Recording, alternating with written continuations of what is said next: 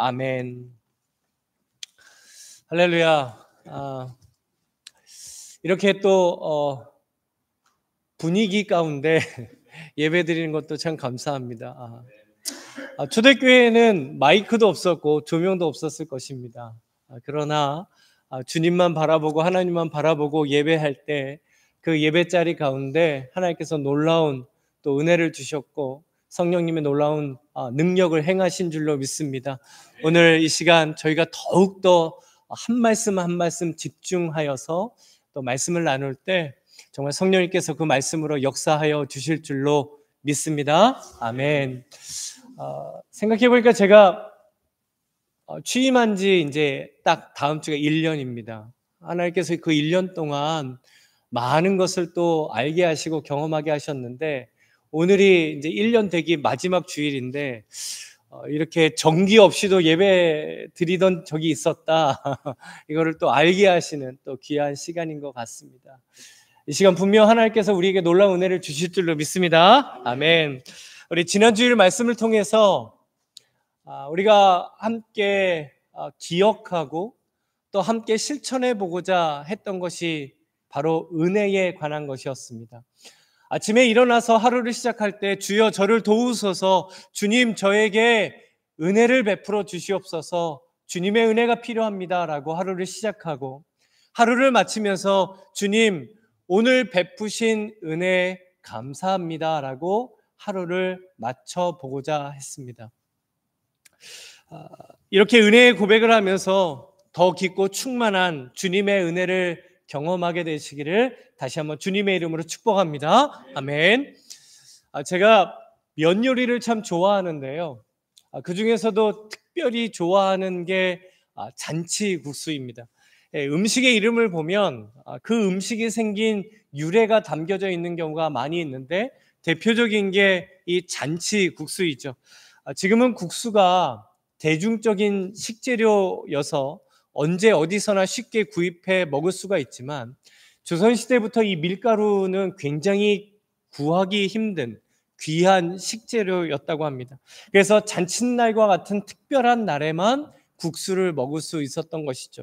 대표적인 잔치인 결혼식 때 그래서 이 국수를 많이 먹게 되었다라고 합니다. 그래서 결혼식을 하는 것을 뭘 먹는 날이라고 하죠? 우리가 보통 국수 먹는 날이라고 합니다. 그리고 결혼 언제 할 거냐라고 물을 때 어떻게 물어보죠? 언제 국수 먹여줄 거냐라고 말을 하는 것이죠. 아이들이 어렸을 때요, 이 잔치국수의 유래에 대한 이야기를 이렇게 해 주었어요. 그러다가 이 음식 이름이 이제 잔치국수라는 걸 영어로 얘기를 해줘야 되는데 솔직히 잔치국수가 영어로 뭔지를 모르겠더라고요. 그래서 곰곰이 생각하다가 또 아빠가 영어를 모른다고 하면 좀 그러니까 제가 곰곰이 생각하다가 뭐라 그랬을까요? 파리 누들? 이렇게 파리 누들 이렇게 했는데 나중에 찾아보니까 파리 누들이 아니더라고요. 잔치라는 것은 참 행복하고 기쁘고 감사한 시간이고 행사입니다. 예수님께서는요 잔치와 굉장히 친숙하셨던 분이에요. 잔치 가운데 물을 포도주로 만드신 첫 번째 메시아로서의 기적도 행하셨고 세리와 죄인들과 함께 너희 선생님은 왜 그들과 함께 먹고 마시며 잔치를 하느냐라고 할 정도로 예수님께서는 잔치에 많이 동참하셨습니다. 그리고 잔치를 통해 예수님께서는 하나님의 나라를 비유로 말씀해 주기도 해 주셨죠. 오늘 본문도 예수님께서 어떤 사람이 베풀었던 큰 잔치 가운데 하신 말씀입니다. 그런데 예수님께서요 그 흥겨운 잔치집 분위기를 한순간에 냉랭하게 만들어버리는 그런 차디찬 말씀을 하시게 돼요. 본문 바로 앞에 있는 이 12절과 14절에 보면 잔치가 한참 무르익어서 분위기가 좋을 때 예수님께서 이렇게 말씀을 하시는 거예요. 야, 잔치를 열고 잔치에 누군가를 초대할 때 너의 벗이나 친구나 친족이나 어떤 부한 이웃을 초청하지 말고 대신에 가난한 자들, 몸이 불편한 자들, 시각장애인들, 지체장애인들을 초청하라라고 말씀하십니다. 아마도 그 예수님의 말씀을 듣고 있는 그 잔치집의 손님들 대부분은 친척이나 가족이나 부한 이웃들이었겠죠. 당연히 예수님의 말씀이 귀에 거슬렸을 겁니다. 잔치 주인은 그 주님의 말씀 때문에 어쩔 줄 몰라 했을 것이고, 초대받은 손님들은 굉장히 불쾌해졌겠죠. 그런데 그 불쾌한 손님 중에 한 사람이 그 어색한 분위기를 바꿔보려고 시도를 합니다. 15절에 보면 함께 먹는 사람 중에 하나가 이 말을 듣고 이르되 무릇 하나님의 나라에서 떡을 먹는 자는 복되다 하니. 혹시 제 말소리가 뒤에까지 잘 들리시나요? 우리 윤선 선생 잘 들리세요? 제가 목청이 좋은 것 같습니다. 제가 지금 엄청 힘줘서 얘기하고 있는데요. 목이 나중에 점점 좀 쉬더라도 이해하시며 들어주세요. 지금 이 사람의 말은요, 예수님이 하신 말씀보다 더 영적으로 보이고 거룩하고 또 뭔가 이렇게 하나님 나라에 대해서 말하고 있는 것 같습니다. 그런데 과연 그랬을까요? 유대인들은 이사야 말씀을 통해서 이 하나님 나라에 들어간다라는 것은 메시아가 베푸는 잔치에 들어가는 것이다 라고 인식했습니다. 그런데 메시아가 베푸는 잔치에 초대받고 들어갈 수 있는 사람은 하나님께 택함 받은 유대인들, 하나님께서 택하신 민족인 이스라엘만 그 잔치에 초대받고 들어갈 수 있다라고 생각을 했죠. 그들은 확신했어요. 이런 관점에서 보면 이 말을 지금 하고 있는 사람의 의중이 드러납니다. 예수님께서는 그 잔치에 가난해서 소외받고 무시당하는 자들, 그리고 장애인들을 초청하라라고 하셨습니다. 하지만 지금 하나님의 나라, 즉 메시아가 베푸는 잔치에는 그런 사람들이 들어갈 수 없다라는 것이죠. 유대인들, 하나님께서 택함 받은 자들만 들어갈 수 있다라는 겁니다. 그러니 지금 예수님이 초청하고자 하는 그들과는 우리가 함께 잔치를 벌일 수 없다. 그때 이 사람의 의중을 분명히 알고 계셨던 예수님께서 큰 잔치의 비유를 이제 말씀하십니다. 특별히 오늘 예수님의 말씀은 당시 이 중동 지방의 문화와 굉장히 밀접한 연계가 있습니다. 그래서 한 장면 한 장면씩을 보면서 우리가 말씀 가운데 있는 당시 문화를 좀 살펴볼 필요가 있습니다. 16절에 보면 이르시되 어떤 사람이 큰 잔치를 베풀고 많은 사람을 통하였더니 라고 하죠. 어떤 사람이 큰 잔치를 베풀었어요. 당시 중동 지방에서 큰 잔치를 베풀려면 재력도 많아야 되겠지만 돈만 많다고 큰 잔치를 베풀 수는 없었어요. 사회적인 지위도 있어야 하고 종교적인 지위도 있어야 큰 잔치를 베풀 수 있었습니다. 그리고 그 잔치를 베풀고 많은 사람을 초대를 하죠. 예수님 당시 중동에서 이 전통적인 잔치 문화는 잔치를 여는 주최자는 잔치에 참여할 사람들을 미리 초대하게 됩니다. 그리고 그 초대에 응답한 사람들, 그 사람들을 이렇게 계산을 해서 토대로 음식과 음료와 잔치를 준비하게 되죠.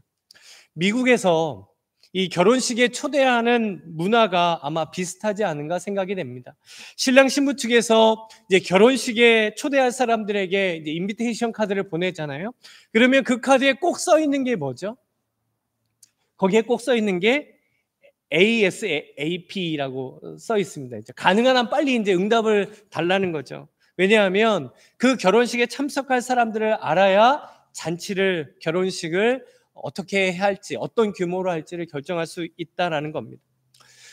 당시 잔치가 이렇게 준비되어졌다라는 것이 어떤 의미일까요? 이제 앞으로 살펴보게 될 사람들은 나는 그 잔치에 참여하겠습니다라고 응답했던 사람들이라는 겁니다. 이제 큰 잔치가 준비되었고 잔치할 시각이 됐어요.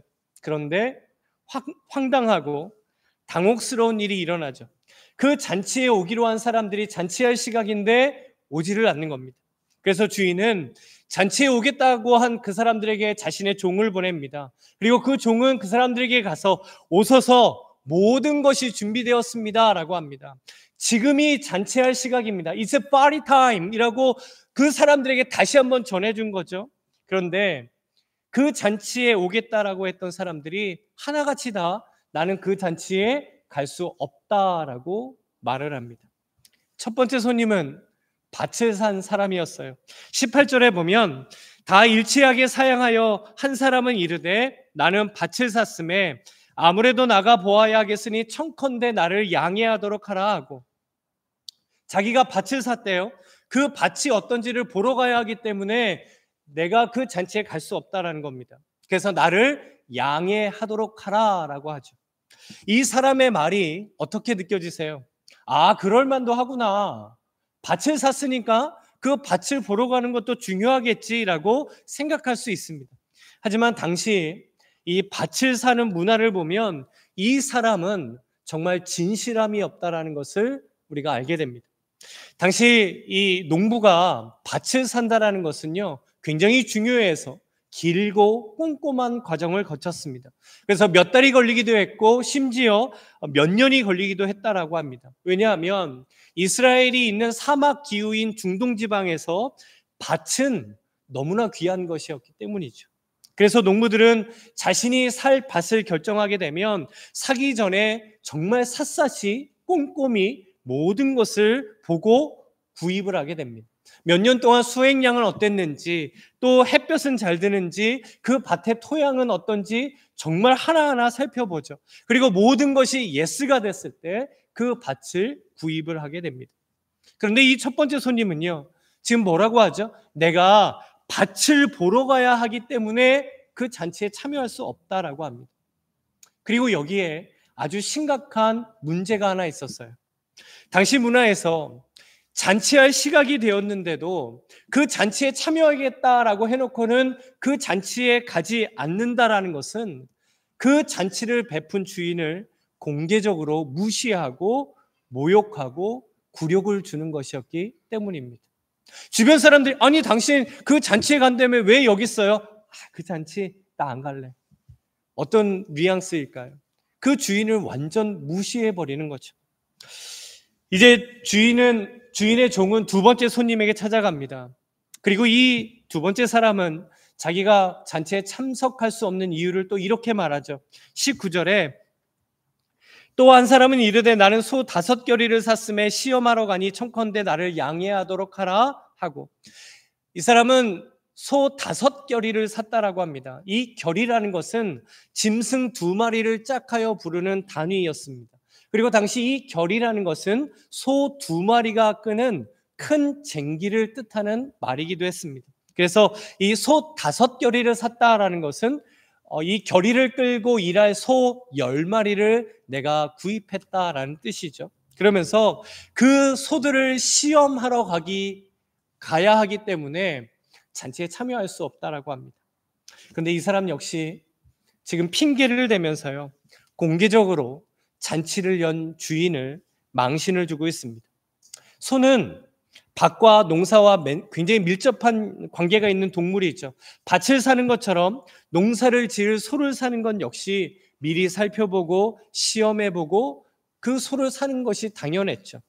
종종 TV를 보다 보면 한국에서 열리는 우시장의 어떤 현장을 볼 때가 있습니다. 송아지 한 마리를 구입하는데도요, 구입하는 사람이 이빨도 보고 눈도 보고 귀도 보고 막 꼬리 뼈도 만져보고 다 이렇게 꼼꼼하게 살펴본 후에 구입을 하죠.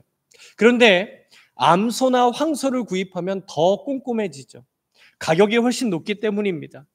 그래서 일은 잘할 수 있는지, 힘은 좋은지, 건강한지 다 판단한 후에 소를 구입을 하죠.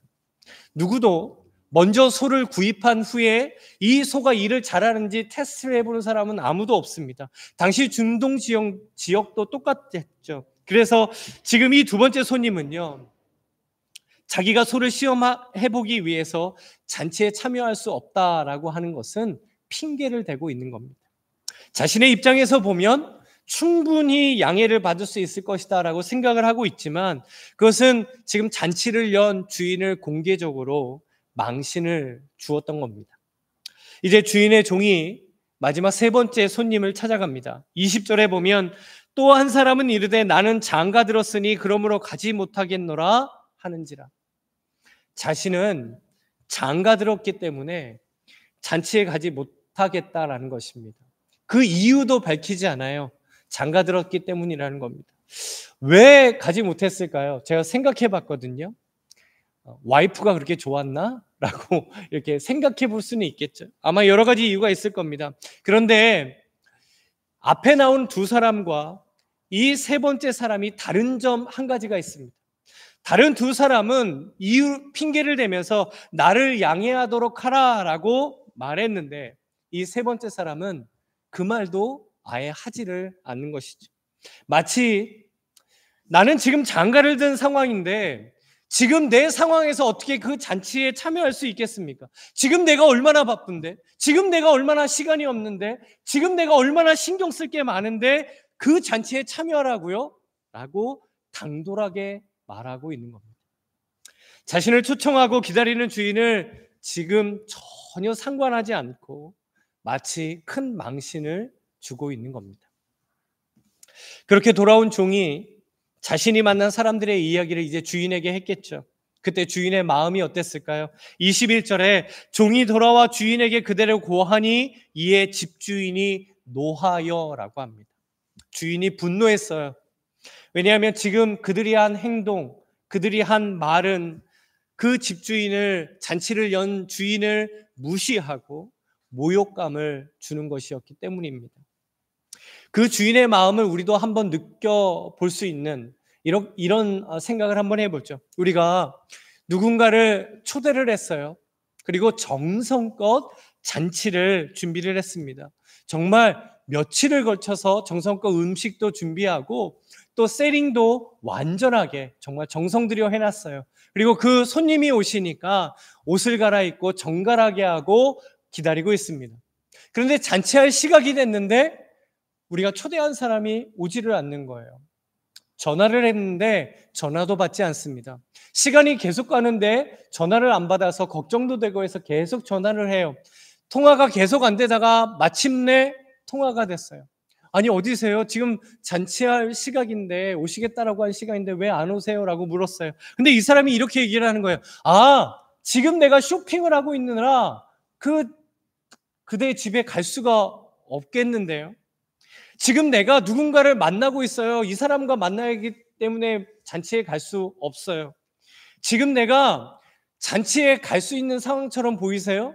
지금 나는 거기에 갈 수가 없어요. 라고 자기 할 말만 하고 전화를 확 끊어버립니다. 자, 그렇다면 우리의 마음이 어떨까요? 다시는 그 사람을 안 보고 싶을 정도로 너무너무 화가 날 겁니다. 그렇겠죠? 그런데 예수님의 비유에는 항상 반전이 일어납니다. 집주인은 그 사람들에게 너무나 분노했지만 그 분노를 이제 다른 이들을 향한 은혜로 바꾸게 되죠. 자신을 무의하고 모욕감을 준 그들에게 똑같이 되갚아 줄 수 있었지만 그 대신 은혜를 베풀어 다른 사람을 초대하게 됩니다. 가난한 자들, 몸이 불편한 자들, 시각장애인, 지체장애인을 종에게 데려오라라고 합니다. 예수님께서 잔치에 초대하려면 이런 자들을 초대하라라고 했던 이들이 여기서 등장을 하고 있는 것이죠. 그런데도 잔치의 자리가 여전히 남아있자 주인은 종에게 다시 한번 초대를 하라고 합니다. 이번에는 어떤 사람을 초대하라고 했을까요? 23절 말씀해 보시면 주인이 종에게 이르되 길과 산 울타리로 가로 나가서 사람을 강권하여 데려다가 내 집을 채우라. 길과 산 울타리에 있는 사람을 초대하는데 강권하여 데려다가 내 집을 채우라라고 합니다. 그런데 이 강권하여라는 말을 잘못 해석해서 상대방은 배려하지 않아도 되고 무조건 우리들 방식대로, 무조건 우리들이 하고자 하는 대로 그 사람을 데리고 와서 여기에 채워 넣으라 하는 식으로 해석을 하기도 합니다. 그런데 문맥적으로 보면, 예수님께서 지금 이 비유를 말씀하신 목적으로 보면 예수님 말씀의 중심은 그런 뜻이 아닙니다. 지금 길과 산 울타리에 있는 사람들은요, 집주인과 같은 마을 사람들이 아니에요. 그 집주인을 알지도 못하는 사람들입니다. 그런데 종처럼 보이는 처음 본 사람이, 이보시오, 우리 주인이 지금 잔치를 열었어요. 그런데 그 잔치에 여러분들을 초대하라고 합니다. 저와 함께 그 잔치에 좀 참여하시지요 라고 한다라면, 어떤 사람이 처음 본 사람이 같이 가자고 할 때 선뜻 그래요? 내가 그 잔치에 참여하죠? 라고 따라갔겠습니까? 아무도 믿지 않으려고 했을 겁니다. 그래서 이 강권하여라는 것은요, 강압적으로 강제로라도 끌고 오라라는 것이 아니라 절박하게 권유해서 그들에게 확신을 주어라는 뜻인 것이죠. 진정으로 그들을 환영하며 기다리고 있는 집주인이 있다라는 것을 확신시켜 주라는 말씀이 됩니다. 그리고 예수님의 비유가 여기서 끝이 나요? 그렇다면 지금 예수님께서는 이 말씀을 통하여 무엇을 말씀하시고자 하는 것일까요? 바로 예수님께서 베푸시는 하나님 나라의 잔치를 말씀하십니다. 당시 유대인들과 종교 지도자들은 자신들이 하나님 나라의 잔치에 초대받았고 거기 그 잔치에 들어갈 수 있는 자격이 있는 사람들이라고 생각했어요. 하지만 정작 그들은 그 하나님 나라의 잔치에 참여하지 않았고 그 잔치에 참여할 시각에 하나님이 원하시지 않는 일들에 몰두하고 있었던 겁니다. 그래서 예수님을 통해 베풀어지는 그 하나님 나라의 잔치에 소외받고 장애를 가지고 약한 자들이 초대를 받고 이방인들이 초대를 받았다라는 말씀이죠. 결국 예수님께서는 하나님 나라의 구원의 잔치, 하나님께서 약속하신 메시아인 예수 그리스도를 통하여 열리는 그 주님의 잔치는 유대인이라고 해서 초대를 받는 것이 아니라 예수 그리스도를 진정으로 믿는 이들이 초대받고 그 잔치에 함께할 수 있다는 것을 말씀해 주신 것입니다. 그래서 이 비유의 마지막을 예수님께서 이렇게 결론 내리세요. 24절에 보면 내가 너희에게 말하노니 전에 청하였던 그 사람들은 하나도 내 잔치를 맛보지 못하리라 하였다 하시니라. 예수님께서 지금 잔치를 내 잔치라고 하십니다. 하나님 나라의 잔치는 예수님을 통하여 베풀어지는 은혜의 잔치입니다. 주님 안에 사랑하는 성도 여러분, 우리는 이미 예수님께서 베푸신 그 구원의 큰 잔치에 초대된 줄로 믿습니다. 아멘. 왜냐하면 우리는 예수님을 나의 주님, 나의 구원자로 믿고 고백하기 때문입니다.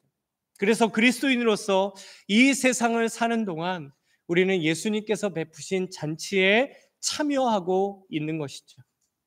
그 주님의 잔치를 통해 그리스도인은 은혜를 얻고 평안도 누리고 기쁨도 얻습니다.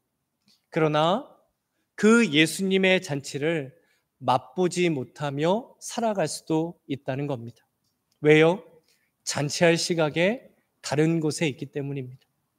왜냐하면 예수님과 함께 잔치할 시각에 밭을 위해서, 소를 위해서 장가를 든 내 상황 때문에 여러 가지 핑계를 대거나 그 집주인보다 다른 우선순위가 있을 때, 예수님보다 다른 우선순위가 내 삶에 존재할 때 우리는 예수님의 잔치를 맛볼 수 없기 때문입니다. 주 안에 사랑하는 성도 여러분, 오늘 말씀은요, 단 하나의 선명한 메시지를 우리에게 주시는 말씀입니다. 예수님께서 베푸신 잔치할 시각에 우리는 어디에 있겠습니까? 주님께서 십자가의 피값으로 베푸시는 그 은혜의 잔치에서 나는 사랑하는 주님과 함께 기뻐하고 함께 평안을 누리고 힘을 얻고 은혜를 누리고 있겠습니까? 아니면 혹시 우리는 예수님, 저 밭을 샀거든요. 그 밭을 위해서 가야 돼요. 예수님, 저 소 10마리, 나한테 너무나 중요한 이 소 10마리 샀거든요. 그 소 10마리 테스트해보러 가야 돼요. 예수님, 저 장가 들었잖아요. 이런 상황에서 어떻게 예수님 따라갈 수 있겠어요? 예수님, 제 상황은요, 지금 예수님과 함께 할 수 있는 상황이 아니에요. 라고 하며 예수님과 함께하기 힘들다라고 하는 잔치할 시각에 다른 곳에 있는 우리들의 모습은 없겠습니까? 주님 안에 사랑하는 성도 여러분, 지금도 예수님께서는 우리를 잔치로 초대하십니다. 나와 함께 있고 내가 주는 은혜를 누리고 내가 주는 평안과 기쁨과 안식과 쉼을 누리기를 원하시며 예수님의 잔치로 우리를 부르십니다. 그렇다면 지금 잔치할 시각에 우리는 어디에 있겠습니까? 잔치할 시각에 다른 곳에 있지 않기 원합니다. 잔치할 시각에 다른 핑계가 우리에게 생기지 않기를 원합니다. 잔치할 시각에 그 은혜의 잔치 가운데 우리 구주 되신 예수님과 함께하는 그리스도인 되시기를 간절히 소망합니다. 아멘. 주 안에 사랑하는 성도 여러분, 잔치는요 기쁘고 행복한 것입니다. 잔치는요 그렇게 예수님과 함께함으로 인하여서 성도가 누리는 참된 기쁨과 참된 행복이 있는 겁니다. 예수님의 잔치 역시 그렇죠. 예수님을 믿고 사는 것은요 기쁘고 행복한 겁니다. 교회 역시 기쁘고 행복한 신앙 공동체입니다. 그런데 솔직히 우리가 신앙생활을 하다 보면 어떻게 늘 기쁘기만 하겠습니까? 어떻게 늘 행복하다라고만 할 수 있겠습니까? 슬플 때도 있죠. 낙심할 때도 있습니다. 마음이 아플 때도 있고요. 시험과 여러 가지 문제와 이유들 때문에 신앙생활에 열정을 잃어버리게 될 때도 있습니다. 하지만 그런 우리들이 예수님께 다시 나아가 예수님의 잔치에 참여함으로 인하여 주님을 통하여 다시 힘을 얻고 주님을 통하여 다시 은혜로 충전되고 주님께서 주시는 다시 한번 그 뜨거운 신앙의 마음을 가지고 주님의 잔치를 통하여 회복되어지는 것이 바로 그리스도인의 신앙생활인 것이죠. 결국 예수님의 잔치는요 예수님과 함께하며 주님이 주시는 은혜를 통해서 예수님 때문에 기쁘고 예수님 때문에 행복한 것입니다. 이렇게 예수님의 잔치에 참여해 기쁘고 행복한 성도와 교회가 되기 위하여 4가지가 있다라고 생각이 됩니다. 첫 번째는 예수님이 최우선이 되어야 우리는 기쁘고 행복해질 수 있습니다. 종이 부르러 간 사람들에게는요 잔치 그리고 그 잔치를 베푼 주인보다 다른 것들이 더 최우선이었죠. 밭이, 소가, 장가를 든 자신의 상황이 예수님보다 더 최우선이 되면 예수님께서 베푸시는 잔치를 맛볼 수 없습니다. 예수님 믿는 생활은 정말 기쁘고 행복한 것인 줄로 믿습니다. 아멘. 하지만 절대로 이 기쁨과 행복은요 억지로 되는 게 아니에요. 누군가 전해주는 기쁨, 누군가 전해주는 행복으로 내가 그렇게 되는 게 아니에요. 아무리 장로님, 권사님, 집사님이 또 목사인 제가 예수님 믿는 거 정말 기뻐요. 예수님 믿는 거 정말 행복합니다. 우리가 그런 신앙 공동체예요 라고 말한다 할지라도 내가 직접 그 기쁨, 내가 직접 그 행복 경험하지 않으면 절대로 알 수 없는 것이죠.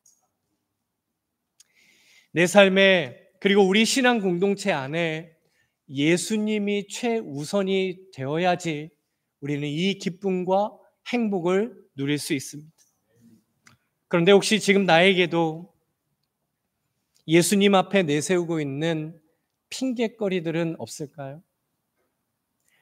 예수님께서는 우리를 부르시는데 그 부르심이 아니라 소나 밭이나 장가를 든 내 상황 때문에 예수님을 외면하거나 예수님을 내 삶의 우선순위에서 뒤로 미루어 버리는 우리들의 모습은 없겠습니까? 예수 그리스도께서 우리의 삶에, 우리 가정에, 우리 주손길 교회의 최우선이 되어 예수님 때문에 진정한 기쁨과 행복을 누리게 되시기를 주님의 이름으로 축복합니다. 두 번째는 신앙 공동체 안에 있을 때 기쁘고 행복해집니다. 잔치는 함께할 때 기쁘고 함께할 때 행복한 것이죠. 그래야 기쁨과 행복이 더 커집니다. 예수님께서는요, 예수님의 잔치를 교회 공동체를 통하여 경험하도록 하셨습니다. 그래서 주님의 몸된 교회를 이 땅에 세우셨죠. 교회가 무엇입니까? 하나님께서 택하여 부르신 성도들의 모임, 성도들의 공동체가 교회입니다. 예수 그리스도가 머리가 되시고 성도 한 사람 한 사람이 그 예수님의 몸이 되어서 한 지체가 되어서 서로가 서로에게 생명으로 연결되어져 있는 그 공동체가 바로 교회라고 하셨습니다.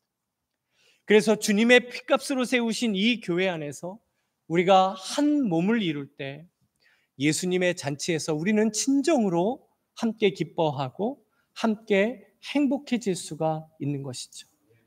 교회를 떠난 기쁨, 교회를 떠난 행복을 성경 어디에서도 말씀해 주시지 않아요. 그래서 시편 133편 1절에 보면 기쁘고 행복한 신앙 공동체의 모습을 이렇게 말씀해 주십니다.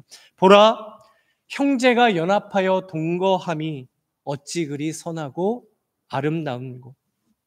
서로 연합하고 함께하는 신앙 공동체가 하나님이 보시는 선하고 아름다운 공동체이며 우리 주손길 교회가 그런 공동체 될 줄로 믿습니다. 아멘.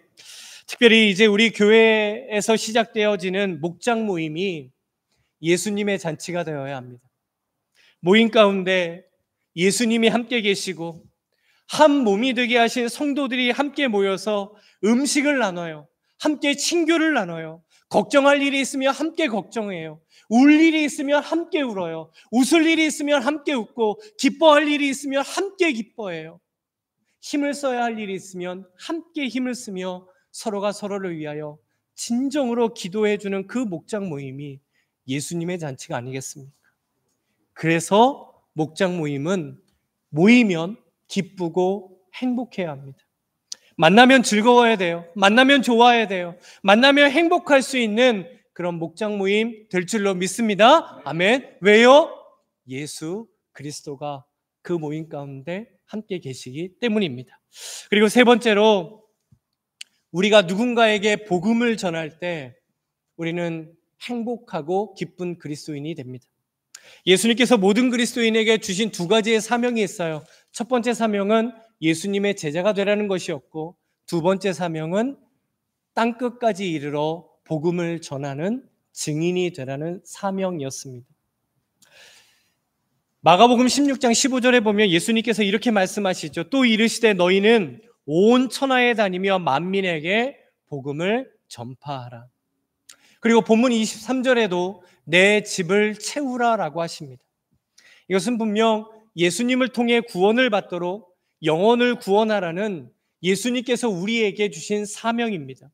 주님을 떠났던 분들, 주님을 믿지 않는 분들이 예수님의 구원의 잔치에 참여할 수 있도록 구원의 복음을 전하는 우리의 삶이 될 때 우리는 영혼 구원의 기쁨과 행복함을 맛볼 수 있는 것이죠. 코로나 팬데믹 이후로 복음을 전하는 것이 더 어려워졌다라고 합니다. 피부적으로 느껴지고 사실인 것 같습니다. 시대는 더욱더 영적으로 혼탁해져 가고 있고 이 시대는 점점 하나님을 외면하고 하나님을 거부하는 세대가 되어가고 있습니다. 그렇기 때문에 그리스도인이라고 처음 불렸던 안디옥 교회의 성도들처럼 내 삶을 통해 예수 그리스도를 증거하는 증인으로 복음을 전해야 하는 세대가 되었다라고 생각이 됩니다. 세상이 하나님을 어떻게 볼 수 있을까요? 세상이 예수 그리스도를 어떻게 보겠습니까? 우리가 아무리 말을 한다라고 해도 하나님과 예수님을 보는 시대가 아닙니다. 저와 성도님들의 삶과 인격입니다. 우리 주손길 교회라는 공동체를 통해서 서로가 서로를 진정으로 사랑하고 서로가 서로를 진정으로 섬기며 높아지기보다는 낮아지는 우리 신앙 공동체의 모습을 통하여 복음을 전하는 세대가 되었다라는 것이죠. 예수님의 은혜 안에 우리가 살고 내가 예수님의 은혜 때문에 살 수 있다라는 우리의 삶이 예수님의 향기를 나타내는 삶이 복음의 통로가 되는 것이죠. 종종 이렇게 말씀하시는 분들이 계셔요. 목사님, 내 주변에는 다 예수님 믿는 사람이에요. 그래서 복음을 전할 사람이 없어요. 전도할 사람이 없어요. 라고 하십니다. 실제 그럴 수도 있습니다. 그렇다면 복음을 전할 대상을 만나게 해달라고 먼저 기도하는 것이 바로 영혼 구원의 출발점이 됩니다. 전에 사랑하는 성도 여러분, 혹시 언제 예수님의 복음을 전해 보셨습니까?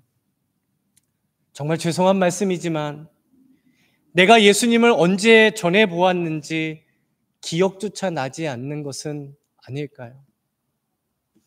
교회의 생명력은 영혼을 구원할 때 강해집니다. 우리가 전하는 복음을 통해 예수님을 믿고 구원받은 복음의 역사가 일어나 예수님의 잔치에서 큰 기쁨과 행복을 맛보는 저와 성도님들 되시고, 이 영혼 구원의 기쁨과 행복을 맛보는 우리 주성길 교회 되기를 간절히 소망합니다. 그리고 마지막 네 번째는 예수님을 위한 사역을 할 때 기쁘고 행복한 그리스도인이 됩니다. 성도는 은혜의 고인물이 되면 안 됩니다. 나 혼자 하나님이 주신 은혜, 주님이 주신 은혜 잘 맛보며 사는 것, 이것은 주님의 제자로 사는 것이 아닙니다. 예수님께서 나에게 주시는 은혜를 흘려보내는 사람이 그리스도인입니다. 그 은혜를 흘려보는 통로 중에 하나가 하나님의 나라를 위하여, 예수 그리스도의 복음을 위하여 주님의 몸된 우리 교회와 하나님의 한 가족이 되게 하신 우리 성도들을 위하여 내가 사역을 하는 것입니다. 이 사역의 기쁨과 사역의 행복함은요, 내가 직접 해보아야지만 누릴 수 있는 신비로운 은혜입니다. 사역을 하면요, 더 힘들어요. 더 시간을 내야 되고, 더 신경 쓸 것도 많고, 더 섬겨야 하고, 더 수고해야 해요. 때로는 오해를 받을 때도 있어요. 그런데 이상하게 그 사역 가운데 기쁨이 있고 행복함을 누리게 되는 것이죠. 왜 그렇겠습니까? 내가 예수님을 위하여 이 일을 하고, 내가 주님의 몸된 이 교회를 위하여 내가 이 사역을 하고, 하나님께서 나의 한 가족으로 허락하신 내가 사랑하는 성도님들을 위하여 내가 이 사역을 한다는 것을 분명히 믿고 고백하기 때문입니다. 그래서 힘들고 어렵고 문제가 있고 마음 아플 때도 있는데 그 사역을 하는데 기쁜 거예요. 그 사역을 하는데 행복한 것입니다. 꼭 이 하나님의 나라와 복음과 교회를 위하여 사역을 하고 그 사역의 기쁨과 행복을 누리게 되시기를 간절히 소망합니다. 우리가 창립감사를 통해 10가정을 돕는 이 주손길 프로젝트도 어쩌면 선교와 구제의 사역이 됩니다. 우리 교회에서 직분자로서, 목자 가정으로서 예배를 섬기는 자리, 찬양팀, 친교팀, 그리고 교사분들, 성도님들을 위하여 빛도 없이 이름도 없이 낮은 곳에서 섬기시는 그 모든 일들이 다 주님의 귀한 사역입니다. 그래서 교회 안에는요, 중요하지 않은 사역, 사소한 사역이란 게 존재할 수가 없죠. 왜냐하면 다 주님의 몸된 교회, 하나님의 나라를 위한 소중한 사역이기 때문입니다. 주님 안에 사는 성도 여러분, 예수님 믿으며 사는 것 정말 기쁘고 행복한 것입니다. 지금도 예수님의 잔치는 열리고 있습니다. 예수님의 잔치가 열리는 그 시각에 우리 주님과 함께 기쁨을 누리고 행복을 누리는 성도님들 되시고, 우리 주선길 교회가 정말 예수님 때문에 기뻐하고 예수님 때문에 행복한 주님의 손길의 역사가 일어나는 주님의 몸된 교회 될 줄로 이 시간 주님의 이름으로 간절히 축원합니다. 아멘. 이 시간 주님 주신 말씀 붙들고 함께 기도하기 원합니다. 주 안에 사랑하는 성도 여러분, 혹시 우리를 부르신 예수님의 잔치할 그 시각에 지금 우리는 어디에 있을까요? 혹시 지금 내 삶 가운데도 예수님의 잔치에 가지 않는 핑계가 존재하지는 않겠습니까? 예수님의 잔치에 참여하여 예수님의 은혜를 누리길 간절히 원하며 예수님의 잔치에 참여함으로 참된 기쁨과 참된 행복함을 누리는 그런 신앙생활 되기를 우리 간절히 원하며 기도하기 원합니다. 그리고 우리 주손길 교회가 정말 예수님 때문에 기쁘고 예수님 때문에 행복한 신앙 공동체 될 수 있기를 우리 주신 말씀 붙들고 회개할 것이 있으면 회개하고 결단할 것이 있으면 결단하며 우리 함께 기도하겠습니다. 사랑과